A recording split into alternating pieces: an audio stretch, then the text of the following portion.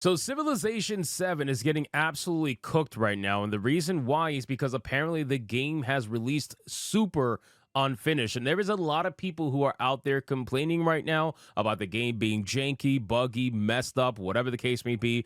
And those people are especially the ones who paid $100 in order to have an early access to Civilization 7, only to find out that they're basically paying for a beta access to a game that is extremely broken. This is after all the controversy that featured Harriet Tubman and all that nonsense that happened with Civilization 7. But now we realize that with all the diversity, equity, inclusion, with all of the talks of virtue signaling, it really doesn't matter because the games are going to end up broken anyway. Even if you take out all the wokeness, the games are broken, they're buggy, they're messy, and that's the real issues that are plaguing video games like this right now.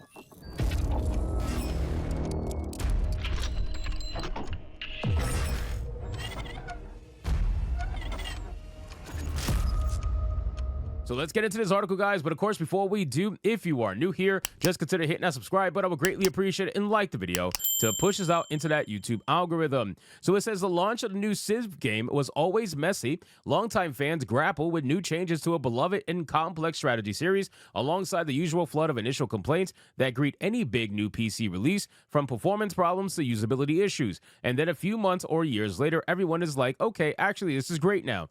But Civilization 7 seems off to a particularly rough start, compounded by first impressions coming largely from players who had to pay $100 to get early access through a deluxe edition. Now, my issue is this particular mindset right here, right? So you're going to say this greets any big new PC release.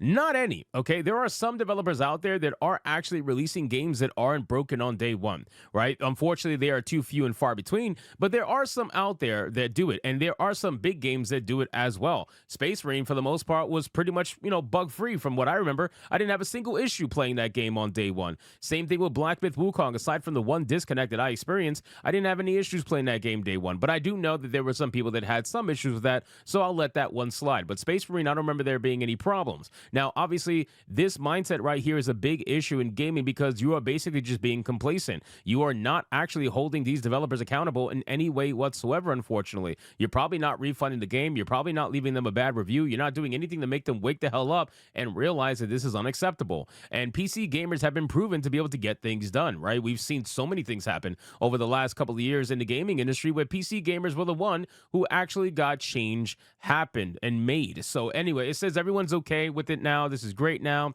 But of course, the people with the $100 are having the biggest issue. With almost a decade between Civ 6 and Civ 7, which launches in full on February 11th across PC and console, there's a lot of excitement and expectation riding on the 4X strategy sequel, and a lot of new features, from streamlined resource management and societal development to crisis events and being able to mix and match leaders and civilizations, are all being received pretty well so far.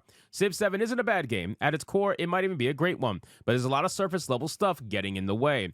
Well, that's the issue with a lot of these modern games, right? You have a lot of this surface level nonsense that developers could have avoided, right? We could have avoided all of this. You could have put some more time in the game if you needed it. You could have let the game cook a little bit more, which again, 10 years though, 10 years of development, and you're releasing a buggy game, you're releasing a broken game. I don't know, bro. I think at that point, 10 years is such a long time to develop a video game. And if you are, after 10 years, releasing a broken video game, you clearly did something wrong, in my opinion. You did something extremely wrong. You mismanaged your funds, you mismanaged your developers, and it's very obvious that you didn't have the game's best interests at heart throughout the entire development, because there's no freaking way that you did all of this for 10 years and it's still broken. In my opinion, again, you can disagree with me. That's perfectly fine.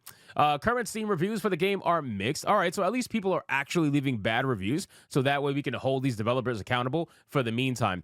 Then it says that with less than 47% being positive at the time of writing, yikes, many point out to the general feeling that the game is unfinished and not ready for prime time, with the UI being the biggest issue. While not as critical in a shooter or action adventure, poor menu layout, navigation, and how information is conveyed in a dense strategy game like Civ can be a death sentence. I agree. Let's check out the game on SteamDB and let's see how it's doing. So if we take a look here over at Civilization 7 on SteamDB, things are obviously not looking that great. It's got good numbers. in terms of player base, you also got to remember that this is just early access, right? So this is not even full release yet. So the players are pretty strong for the game right now, even in early access. However, the reviews are unbelievably bad. 48.39%, mostly negative, 8,000 plus reviews right now. People are pissed off, and rightfully so. From what I'm understanding, things are very buggy, very messy here, and people are making their thoughts and their minds heard, and that's how it should be. And I'm glad that they're actually doing that, because unfortunately, they just don't do that too often. Then you see here, I know people are complaining about the UI, but I have yet to see the turn counter mentioned. I don't understand how they launched like this. A mega thread on Reddit has been compiling a bunch of things players are frustrated with, from city icon blocking units, icons to some menus being full of empty space, while others lack important information or generally look unpolished. I'll have to be honest here, the UI in Civ 6 is better, wrote user Lamet AOE4. A 9-year-old game manages to get a better UI over this brand new game. Some players think part of the problem is the game being designed with more of a console focus than its predecessor, leading towards suboptimal UI design choices for PC players. That's also another thing, right? When these games, yes, it's great that they're able to be on console and people can have access to more games they didn't have access to before. That's fantastic. But there has to be some level of compromise made in order to take a game that's notoriously on PC and put it on console, right? Because PC has so many more options available to it in terms of a UI that you could tinker with things and for the most part, be able to do damn near anything you want. There's very little limitation with a mouse and keyboard. But then when you have a console and you only have a controller to operate with, things obviously need to be tailored to that as well. So in order to make the game releasable on both aspects, they, instead of making two different UIs, they're not going to do that. They made one singular UI, and this is what they chose to do. They made it, in all intents and purposes, they made it worse.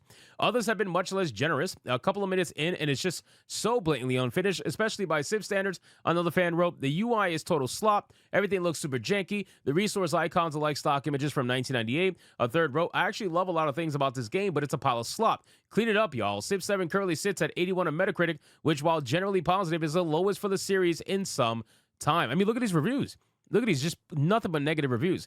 The developers at Fair Access have been paying attention and responded to the complaints in a blog post on Thursday. Over the last few days, the team has been poring over your feedback, including our most recent Steam reviews. During the early access period, the studio wrote, as stewards of the Civilization franchise, we hold ourselves to a high standard and always strive to create the best game possible. Civ would not have come this far without you, and your opinions matter greatly to us. If they really did, you would not have released the game this way, in my opinion. You would not have released this game. It's such a janky mess that people are obviously pissed at, and people are just sick and tired of game developers doing this, right? I feel like at this point, again, like I said earlier in the video, 10 years of development is ridiculous to release a broken game after 10 years. How can you release a game after 10 years broken? It's just, I don't get it. I don't understand it. Dragon Age Veilguard was absolute garbage for the most part, but the game wasn't broken. The game was 100% playable, ready at release, and I got to give it that at least for the most part. It did have a couple of bugs here and there, but not to the point where you would call it janky or unfinished or broken. I don't think anybody would have said that aside from the story being broken, but that's besides the point. So if you are being outperformed by Dragon Age the Veilguard in terms of performance, then clearly something is very wrong with you and you're not doing something right. So anyway, guys, thank you so much for watching this video. Hope you did enjoy it. If you did, consider leaving me a subscribe. I would greatly appreciate it. Don't forget to like the video, comment, let me know what you thought, and I'll see you guys on the next one. Hypnotic out.